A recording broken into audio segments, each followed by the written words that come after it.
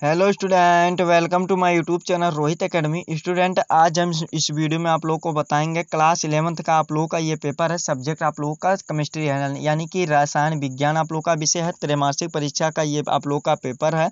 आप लोगों का ये जो पेपर का कोड है यानी कि पैटर्न आप लोगों का है RPM 42 है, यानी कि 42 है। ठीक है, आप लोगों का जो पूर्णांक 70 में 70 है, इसको आप लोग को कंप्लीट करेंगे। आप लोगों को जानकारी के लिए बता दो, सभी के पेपर में और सभी पेपर में यहीं से क्वेश्चन पूछे जाएंगे, चाहे आप लोगों का त्रैमासिक का पेपर हो, चाहे अर्धवार्षिक का पेपर हो या बोर्ड एग्जाम का पेपर हो। ठीक है, सभी पेपर में यहीं से क्वेश्चन पूछे जाएंगे। इसमें 70 में 70 नंबर आप लोग को बताएंगे, समझाएंगे। चलिए बिना देरी को शुरू करते हैं। पहला क्वेश्चन दिया गया है, सही विकल्प को चुन करके अपनी उत्तर पुस्तिका में लिखना होगा। ठीक है, देखो क्या दिया गया है। पहला क्वेश्चन दिया गया है KO2 का किसका उदाहरण है, यानी कि KO2 किसका उदाहरण है हमें ये बताना। तो इसका जो राइट आंसर हो जाएगा सुपर ऑक्साइड का है। किसका बाबू? सुपर ऑक्साइड का है। हमारा कौन सा राइट आंसर इसका हो जाएगा? ये बा वाला, ये सॉरी बा वाला हमारा ऑप्शन राइट हो जाएगा। ठीक ठीक है, ये सुपर ऑक्साइड का। फिर अगला क्वेश्चन खा वाला दिया गया, निम्न में से न्यूनतम क्षारीय हाइड्रोक्साइड है, यानी कि न्यूनतम क्षारीय हाइड्रोक्साइड क्या होता है हमें ये बताना है।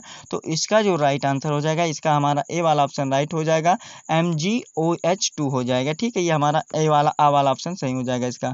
फिर अगला क्वेश्चन दिया गया, सोडियम तत्व रखा जाता है, यानी कि सोडियम तत्व किस में रखा जाता है हमें ये बताना है। यानी कि सोडियम जो एलिमेंट्स होते हैं वो किस में रखा जाता है हमें ये बताना। तो इसका जो सही आंसर हो जाएगा, केरोसिन में रखा जाता है। किस में रखा जाता है? केरोसिन में रखा जाता है। आ वाला हमारा ऑप्शन इसका भी सही हो जाएगा। फिर अगला क्वेश्चन घा वाला दिया गया, क्या दिया गया कि किसका गलनांक न्यूनतम होता होगा, यानी कि किसका गलनांक न्यूनतम होता है। तो इसका जो सही आंसर हो जाएगा बा वाला SR, यानी कि SR सीजियम का जो होता है इसका गलनांक बहुत ही कम होता है। ठीक है, तो ये 4 MCQ आप लोग को दिए जाएंगे। 4 नंबर तो वेल कंप्लीट होगा, आगे भी कंप्लीट करेंगे, बस वीडियो के अंत बने रहो धैर्य बना करके।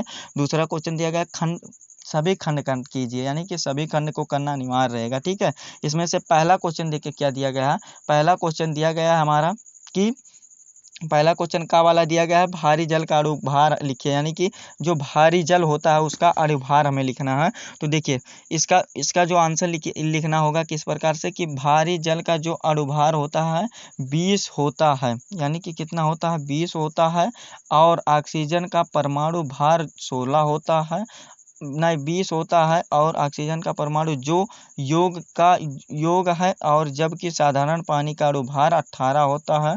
और आप लोग इस प्रकार से इसको भी लिख सकते हैं कि साधारण हाइड्रोजन का परमाणु भार दोगुना है जो 1 है, और ऑक्सीजन का 16 है। इस प्रकार से इसको लिख सकते हैं। ये वाला भी हमारा कंप्लीट हो जाएगा। दूसरा क्वेश्चन दिया गया, हाइड्रोजन का रेडियो एक्टिव समस्थानिक लिखिए, यानी कि रेडियो एक्टिव समस्थानिक को लिखना है हमें ये बताना है। तो इसका भी आप लोग आंसर इसका लिखिएगा कि वे तत्व जिनके परमाणु क्रमांक समान लेकिन द्रव्यमान संख्या भिन्न होती है समस्थानिक कहलाते हैं। ठीक है, और फिर इसके आगे लिखिएगा, हाइड्रोजन के 3 समस्थानिक हैं, प्रोटियन है, और 1H1 है, और ड्यूटेरियम है, यानी कि 1H2 है या D है। ठीक है, और अंत में क्या हो जाता है? ट्रिटियम हो जाता है, 1H3 या T1 हो जाता है या TI हो जाता है। ठीक है, सबसे स्थिर रेडियोधर्मी समस्थानिक टेट्रियम, जिसका अर्ध आयु क्या होता है? 12.32 वर्ष होता है। ये वाला भी आप लोग का कंप्लीट हो गया। फिर अगला क्वेश्चन दिया गया है गा वाला कि लुईस अम्ल के अणुसूत्र लिखिए, यानी कि लुईस अम्ल का अणुसूत्र लिखना है। क्या लिखना है? लुईस अम्ल का अणुसूत्र लिखना है। तो लुईस अम्ल का अणुसूत्र नहीं होता है, ठीक है, एक समान सूत्र नहीं होता है, क्योंकि लुईस अम्ल के कई उदाहरण हो सकते हैं। कैसे कि क्या उदाहरण हो सकते हैं? बहुत उदाहरण हो सकते हैं। देखो कुछ उदाहरण आप लोग को बता दे रहे हैं। BeCl2 हो सकता है, Cl2 हो सकता है। फिर आप लोग का क्या हो सकता है? Fe+2 हो सकता है, Fe+2 हो सकता है, Fe+2 हो सकता है। इसी प्रकार से और भी लिख सकते हैं। Br+ हो सकता है, प्लस आयन हो सकता है। फिर Fe3+ आयन हो सकता है, Zn+, ऐसी प्रकार से CuU+2 हो सकता है, +2। ठीक है, ये वाला हो जाएगा। प्रयोगशाला में अगला क्वेश्चन देगा, प्रयोगशाला में बायर अभिकर्मक का प्रयोग किस लिए किया जाता है, यानी कि इसका प्रयोग किस लिए किया जाता है। तो इसका आंसर आप लोग भी लिखिएगा कि प्रयोगशाला में बायर अभिकर्मक का इस्तेमाल कई कामों के लिए किया जाता है, जैसे कि ऑक्सीकरण के लिए किया जाता है। ऑक्सीकरण में क्या होता है? ऑक्सीकरण में आप लोग हेडिंग बना करके लिख सकते हैं कि एल्कीन या एल्काइन यौगिकों का ऑक्सीकृत करने के लिए बायर अभिकर्मक का इस्तेमाल किया जाता है। ठीक है, ये वाला लिख सकते हैं। फिर कार्बनिक यौगिक का संश्लेषण के लिए किया जाता है, इसको ब्लैक पेन में इसमें लिखिएगा। फिर इसमें क्या लिखना होगा कि बायर बायर अभिकर्मक का इस्तेमाल कार्बनिक यौगिकों को संश्लेषण में किया जाता है, जिसे एक्साकॉर्बिक एसिड या क्लोरोफिनोल, सेक्रिन, आइसोनिकोटीन और एसिड और पायरेजोनिक एसिड के संश्लेषण में इसका इस्तेमाल होता है। तो ये वाला भी वेल कंप्लीट हो जाएगा। फिर अगला क्वेश्चन इसमें दिया गया कि L1mu यानी कि mu का मान इलेक्ट्रॉन वोल्ट में लिखिए, यानी कि इसका इलेक्ट्रॉन वोल्ट में लिखना होगा। तो इसका जो मान होता है क्या होता है 931 होता है। फिर आप लोगों का क्या होता है MeV होता है, यानी कि मेगावाट होता है। ठीक है, ये वाला हमारा आंसर लिख करके वेल कंप्लीट हो गया। फिर अगला क्वेश्चन दिया गया है कि Cr+3 आयन और फिर Mn+2 इलेक्ट्रॉनिक विन्यास को लिख करके प्रत्येक अयुग्मित इलेक्ट्रॉनों की संख्या को बताना है, यानी कि अयुग्मित आप लोग का। तो ये वाला भी आप लोग अच्छे तरीके से उसको तैयार कर लीजिएगा। फिर अगला क्वेश्चन दिया गया है एंथैल्पी और आंतरिक ऊर्जा में संबंधित समीकरण को लिखिए। तो ये वाला भी आप लोग अच्छे तरीके से तैयार कर लीजिएगा। बताना हमारा काम है, इसको आप लोग रफ में करके नोट करके इसको आप लोग चाहे जहाँ से आप लोग को इसको लिख लेना है। ठीक है, कहीं से भी लिख लेना है। फिर दाब और ताप का मानक अवस्था को स्थितियाँ लिखें, यानी कि दाब और ताप के अवस्था मानक को स्थितियाँ लिखना। तो इसको वाला भी लिख लीजिएगा। ठीक है, इसको तैयार कर लीजिएगा। फिर तीसरा क्वेश्चन में दिया गया सभी खंड को हल कीजिए, समरफील्ड का परमाणु मॉडल लिखिए, यानी कि समरफील्ड का परमाणु मॉडल लिखना। तो चलिए इसका आंसर बता देते हैं। क्या है कि समरफील्ड के अनुसार इलेक्ट्रॉन नाभिक के चारों ओर दीर्घवृत्त कोषों में चक्कर लगाते हैं। जब दीर्घ अक्ष की लंबाई लघु अक्ष की लंबाई के बराबर होती है तो आकृति पुनः वृत्ताकार हो जाती है। जब इलेक्ट्रॉन वृत्ताकार कोषों में चक्कर लगाते हैं तो उनकी नाभिक से दूरी समान रहती है, परंतु घूर्ण कोण बदल जाता है। ये वाला भी वेल कंप्लीट हो जाएगा।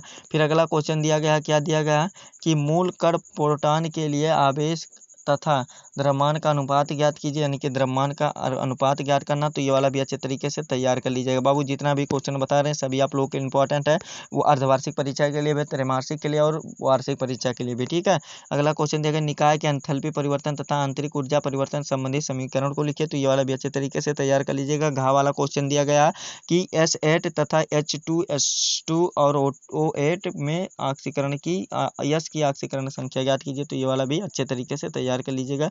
चौथा क्वेश्चन दिया गया है सभी खंड को हल करना है। छज एलम पर टिप्पणी लिखिए, यानी कि इस पर टिप्पणी लिखना। ये वाला भी कर लीजिएगा। साधारण हाइड्रोजन भारी हाइड्रोजन से हल्की होती है, क्यों होती है ये बताना। तो ये वाला भी अच्छे तरीके से तैयार कर लीजिएगा। फिर अगला क्वेश्चन दिया गया है सफ़ेद सीमेंट में क्या नहीं होता है जिस कारण वह सफ़ेद होता है, क्या नहीं होता है ये बताना। तो ये वाला भी कर लीजिएगा। फिर अगला क्वेश्चन दिया गया कि प्रेसियन ब्लू का रासायनिक सूत्र लिखिए। रासायनिक सूत्र आप लोग इसको कहीं से भी लिख सकते हैं, तैयार कर लीजिएगा। ठीक है, फिर अगला क्वेश्चन देगा बहुलकीकरण अभिक्रिया को समझाइए, यानी कि इसको अभिक्रिया को समझाना। तो ये वाला भी अच्छे तरीके से आप लोग रेडी कर लीजिएगा। ठीक है, देखिए दिया गया सभी खंड को कीजिए, इसमें दिया गया सभी खंड को करना अनिवार्य है।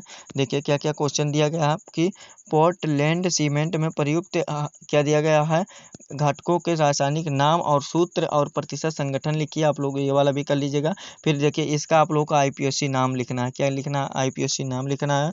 यहाँ पर आप लोगों को दिए गए हैं, इसको भी IPSC नाम लिखना है। गा वाला और घा वाला में P ब्लॉक के तत्वों को गुणों को लिखिए, यानी कि उनके गुण क्या क्या होते हैं आप लोगों को इसको लिखना होगा। फिर अगला देखिए क्या होता है जब केवल रासायनिक समीकरण को लिख के और 3 खंड हल कीजिए।